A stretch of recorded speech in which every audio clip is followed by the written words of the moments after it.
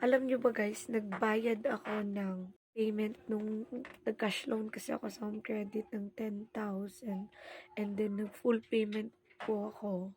Na-shock talaga ako guys kasi ano, grabe yung binigay sa akin na offer ni home credit. Sobrang laki. So guys, ito po yung nangyari. Bayad ako nung January 20, tapos nag-offer ulit sa akin. Ngayon lang talaga, like 4 days yung hinintay ko bago ako nagka-offer ulit. Tapos ito yung offer niya. After kong mag-loan nun, nag-expect na ako na wala na talagang offer sa akin. But nagulat ako kasi nagkaroon ulit ako ng offer. Hindi pa ako nagbayad, nagka-offer ulit ako. Sobrang laki guys. Yun to guys. Meron na naman akong cash loan na 38,000 at meron na naman akong product loan na 120,000. Imagine, meron pa akong balance niya na 100k plus.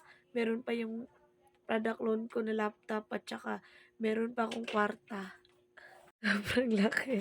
Kreto guys is that wag po kayong magpa-late payment tapos dapat po talaga advance kayong magbayad. At saka siguraduhin niyo po na good payer po kayo. So thank you so much and goodbye.